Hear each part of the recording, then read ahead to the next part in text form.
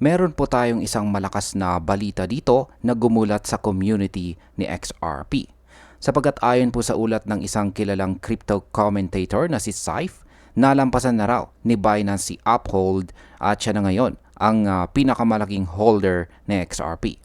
Oo, tama po ang narinig ninyo mga ka-crypto. Hawak ngayon ni Binance ang mahigit 2 billion XRP na katumbas ng halos $5.96 billion. Pero ano nga bang ibig sabihin nito para sa XRP market at sa mga traders? Kaya yan po ang siyang ating pag-uusapan sa video na ito. Pero bago po tayo magpatuloy ay pakibasa na lamang po muna ang disclaimer dito po sa ibaba ng ating screen. Yan, paano nga ba napatunayan na si Binance ang pinakamalaking XRP holders? Batay po sa on-chain data mula mismo sa XRP Ledger, maraming wallets na nakatali kay Binance ang may hawak ng napakalaking halaga ng XRP. Kapag pinagsama po ang mga wallets na yan, lumalabas na lampas 2 billion ang holdings ni Binance. Kaya hindi lang ito haka-haka. May malinaw na datos na sumusuporta sa claim na ito. Kaya ang market impact po nito ay napakalaki. Kapag hawak po ng isang exchange ang napakaraming supply ng isang token, may kakayahan po itong makaapekto sa liquidity at saka price stability. Ngayon ay magkano ba talaga ang hawak po na XRP ni Binance? Yan, sinabi po dito ni Saif, yan Saif Crypto, na hawak po ni Binance ay nasa halagang $5.1 billion.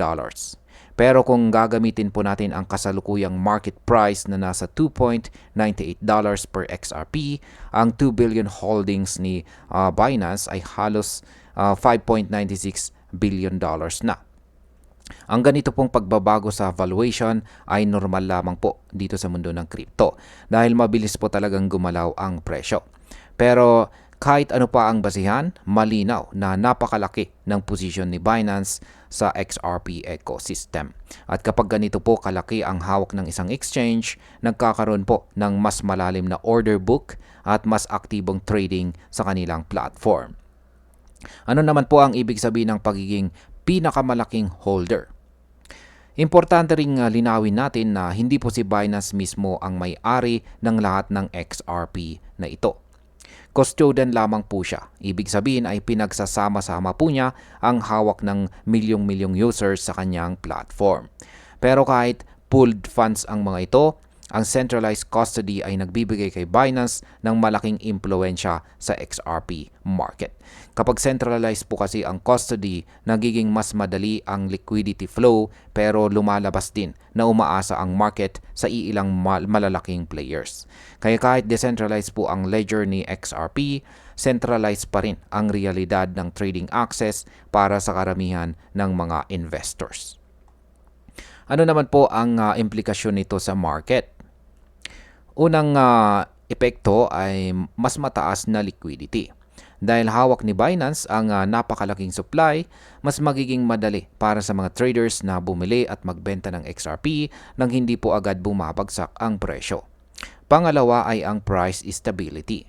Ang mas malalim po na order book ay pwede pong magbigay ng proteksyon laban sa malalaking swings. Pero kasabay po nito, ang sobrang konsentrasyon ng holdings sa isang platform ay posible pong magdulot ng panganib o risk kapag nagkaroon ng problema sa exchange. Ang ikatlo ay ang tinatawag pong dominance.